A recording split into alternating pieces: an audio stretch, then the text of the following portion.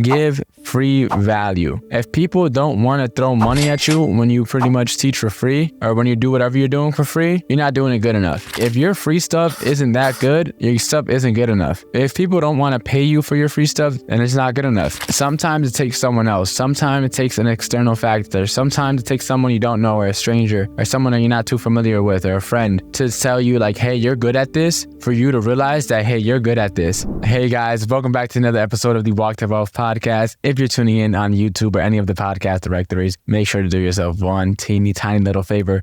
Make sure to give us a follow, because I don't want you to miss out on any of the amazing episodes I have coming out this year. So without further ado, let's get right into this one. So in this episode, I'm going to tell you guys how I started teaching marketing. So this is what led me to making $20,000 an hour. If I never started teaching marketing, this whole series would have not been a thing. I would still be at Sign the Whale. I would not be a full-time entrepreneur. I would not have technically an employee from the Philippines that's helping me out with a video editor. And so this is what really kickstarted everything. Teaching marketing changed my life, and it was never in the plan. So I know I talked about a couple episodes about how I got started in real estate. So I'm going to just give you a quick refresher. I got licensed in real estate 2 weeks after I turned 20. This is September of 2021, right? And then I joined a couple real estate groups along the way. So in my office, they have this training called Ignite. On Ignite, one of the OG agents in the office, she's a lot more seasoned vet in the real estate game. And she had a bunch of links to all these calls that she would hop on in the morning. And I ended up saving the links. And around November of 2021, for whatever reason, I wanted to start changing my morning routine, my morning schedule. So I ended up looking for the links. I had it saved somewhere in my archive.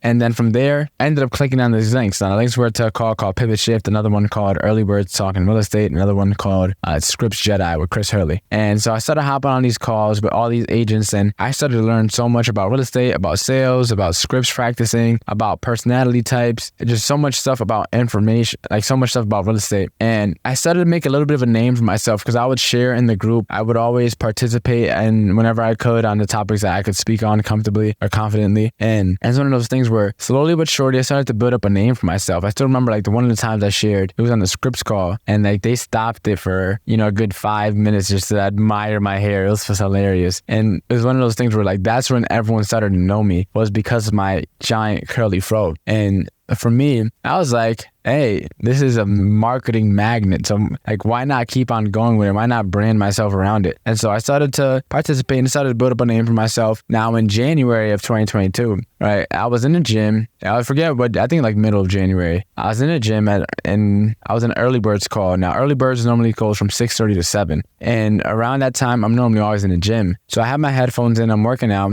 And for whatever reason, they were talking about social media, right? And for me, I grew up with social media. I was not a marketing expert. I wasn't even the most active on social media. I think I posted 6 times between my freshman year of high school and my sophomore year of college.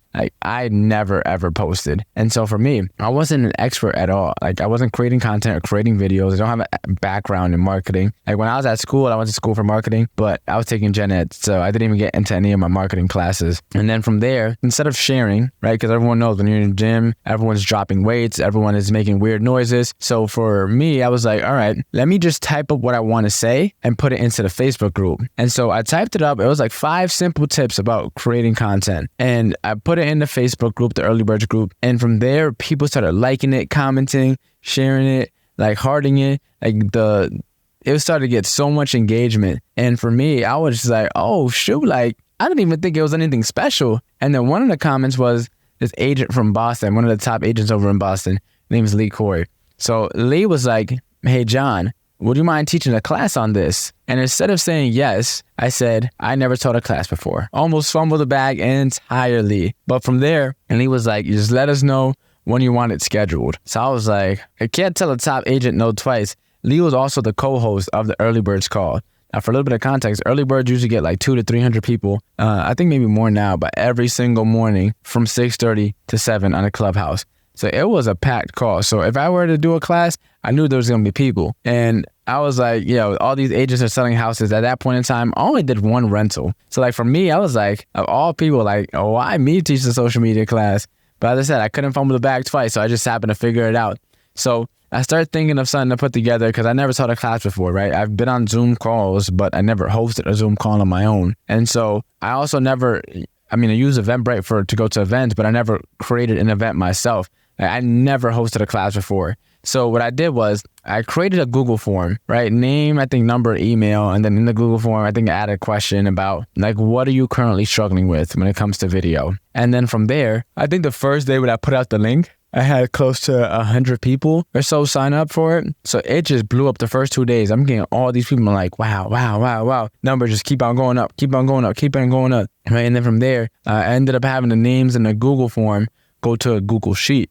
And from the Google Sheet, I already had a MailChimp account. So I would just copy and paste the names and then export it into and I wouldn't even download it as a CSV. I would like just copy and paste the name and upload it into my MailChimp account. And then from my MailChimp account, then I would copy and paste like an email that had the link, and then I would just email that link to everyone. And then I would go back and then highlight their names green. And so that's how I kept track of everything. And as time went on, I started to get more and more people, 200 people, 250, 300, 350. And then from there, I was like, all right, I planned it for the week before family reunion. So Keller Williams has a big conference every year in February called Family Reunion. And I was going to that event. And at that event, I knew a lot of people that were going to be in an early birds call, in the pivot call, in the scripts call, and on my class, they were going to be there, right? So when they asked me what date, I said the Friday before Family Reunion, because I know the week of, everyone's probably going to be traveling. Some people might go early to relax for a day or two before it kicks off. Everyone's going to be packing. It's going to be hectic. People are going to be busy trying to load up, do as much work as possible before they go away. And so I was like, I'm going to teach it the Friday before, right? So I set it up,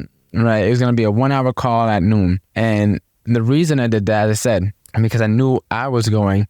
So I was going to teach the class, like kill it, have an amazing presentation, right? And then from there, I would then go to the family reunion, see everybody and be like a celebrity. But I wanted to go a step further, right? So I went to Custom Ink and got myself a custom shirt. It was a black shirt with white letters. And it said, "Stop and stare, just don't touch the hair." And if you know me, you know one of my biggest pet peeves is people that touch my hair. Like the quickest way for me to hate you is for you to touch my hair.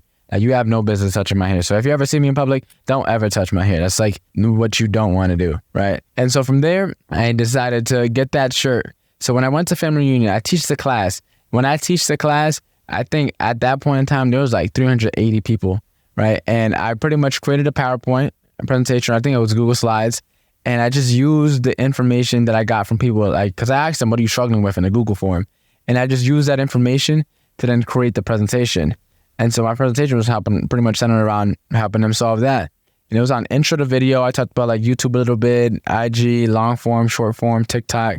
It was just very surface level. And I thought it was just a decent class, honestly. But the presentation, the information, like I didn't think I was teaching it anything high level. But to them, that's exactly what they were looking for. And they loved it. Like, I remember like leading up to the class, I remember I was fasting. And so I knew that I would get nervous. And I didn't want to have anything in my stomach leading up to it, because as I said, there's a lot of people that signed up, and up until the point of the class right before I hit start, I think there was like almost 360 to 380 people that signed up for it. And then the people started getting on the call. So we pressed start, we hop on a Zoom. I had my wingman, Paul Corey, which is Lee's husband. Lee is a co-host of Early Words. Paul was my wingman. He was going to help me, control the chat and be there and just moderate everything. And I'm on there and we got like 50 people on the call, and then 75. And people started coming in, boom, boom, boom. I made Paul the co-host. He just started accepting people. And like right around the time we were supposed to start, we got like just 200 people on the call. It was on my very first social media class ever. We had 205 at the peak of it. And I started presenting, and then I was just locked in. I was in the zone. I started teaching. I started doing my thing. I was in the Keller Williams office, had my little suit on, my hair out, curly. And so killed the presentation. And then from there, everyone loved it. Everyone was commenting. Everyone's going crazy.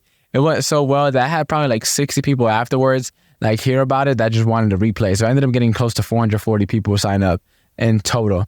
And then from there, I pretty much what had happened was I went to family reunion. I went there with my hair braided, right, on the Friday. That was a week after I taught the class. And that Sunday, there was going to be a networking event. So for the networking event, I woke up extra early that day, washed my braids out, had my hair curly, And then I wore my shirt that said stop and stare, just don't touch the hair. And I kid you not, I was a walking celebrity for the entire day. Like that whole day, I was a literal, we call it a celebrity because it's like Keller Williams, celebrity, right? Get it? Little corny, sorry. But I was a literal walking celebrity almost that day. And at the networking event, what? Oh my goodness. I had so many people stop me to take photos with me. People I had never seen before, people I never met, people that were on the class, but I didn't know them personally. I had so many people. And then at the networking event, I had this digital business card. I call it a dot card, right? I had this digital business card. And at that point in time, they weren't as big yet. So like you can tap someone's phone and then your business card will pop up, their information. Instead of scanning a QR code, you just tap. And a lot